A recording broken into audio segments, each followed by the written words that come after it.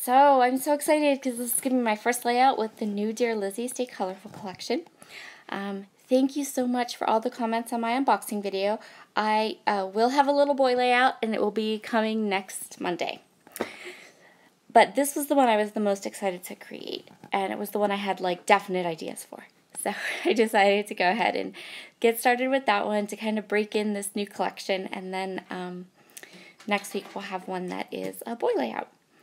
So what I did was I chose this 6x6 pattern paper and I placed it at an angle in the bottom of my page. And my plan is now to very carefully trim the scraps off, because then I'm going to go ahead and use the scraps and place one of them up at the top. And so I know that definitely right now what I want to do is I want to stitch around both of these little pieces of paper. I love how this looks with the paper at the angle. It provides interest and something a little bit different than on what I would maybe normally do. So I'm going to go through all of my embroidery thread, and I didn't know quite what color I wanted to use. Initially I thought maybe I would use white, but then I found the perfect pink that perfectly matched that gorgeous paper. And so I decided that I would just go ahead and I'm going to stitch all around the 6x6 paper that's at the angle, and also that little bit that's at the top of my page.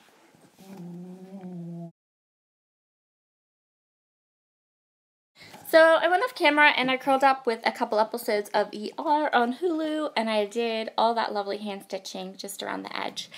And I love how it looks. It's textural, it's tone on tone, just really pretty. So I know that I want to go ahead and put a couple of, sorry about that.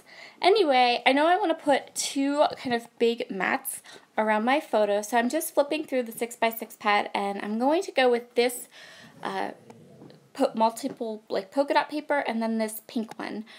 And I'm just going to cut these. So I know my photo's 3x4, and I think I cut these at like, one is 3.5 and one is 3 3/4 by 4.5 and 4 3/4, something of that nature. And I'm just going to put them all at an angle to go with my 6x6 paper that's stitched at an angle, glue them all together and get them adhered. And then I'm going to work on my title.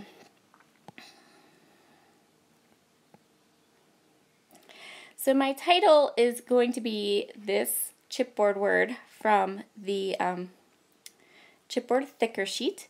Super adorable. I thought it would work so well. There isn't much journaling with this photo. It's just a picture that my sister sent me of my niece with one of those little like Snapchat filters, and I just decided that I was going to use that as my title.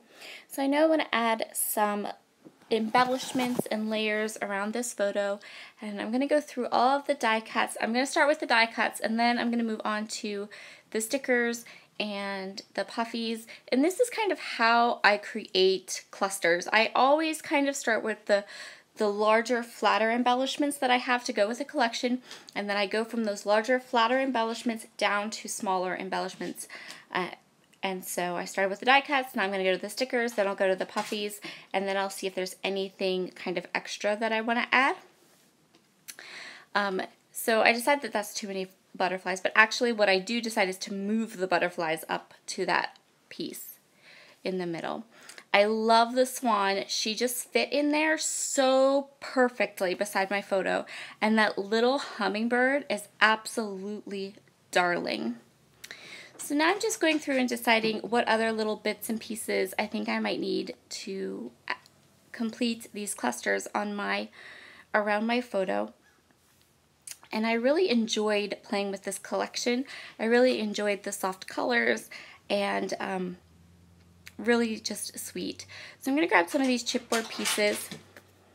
I decided that I wanted to add some little hearts and sprinkle them around a little bit. And so I'm going to go ahead and kind of look for those. I also really wanted to add one of these dimensional stickers, but I felt like it was just too much for this page. So we're going to try to use those again on another layout coming up here soon. Of course, now that I look at that little flag looks really cute there. Maybe I should have kept it, but it's okay. It's all good. We'll use it next week.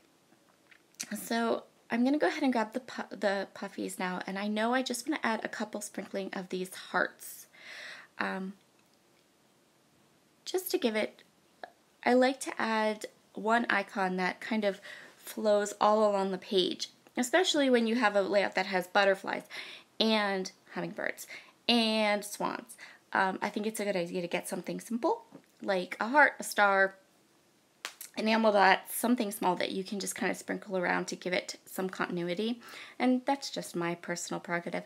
So I want to make sure that I put a date on this picture. So I stamped the date with my date stamp, which is this old like Smashbook date stamp, but it goes to like 2025, and I'm gonna adhere it to one of those scraps of pink paper and just hand cut around it, and then pop it up on some pop dots to give my photo the date. I do not scrap chronologically, so if I forget to put a date on a photo, that becomes kind of a problem when I go to put them in albums, because I want them in chronological order in my albums. So I want to add some black and white twine to these tags. I want to give it some pop. And there's a little bit of black in my niece's, in the photo, the shirt my niece is wearing. There's a little bit of black on my date stamp. There's a little bit of black on the swan. So I feel comfortable kind of pulling this in. I'm just going to use this trick that I have done for ages and ages and ages. So I just grab my fine line bottle that has Scotch quick dry adhesive, and I just draw like little curly cues with the fine line bottle, and then push the twine down into it, and then I let it dry before I trim the ends.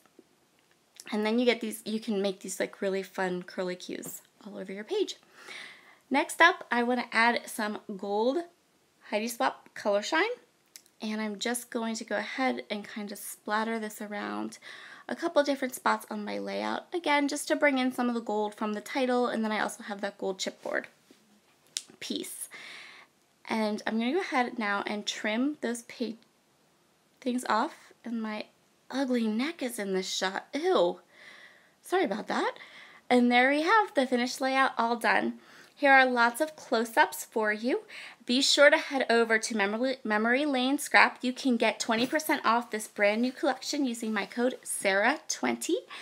And I would love to see what you can do with this collection. Have a great day, and I'll see you again soon. Bye!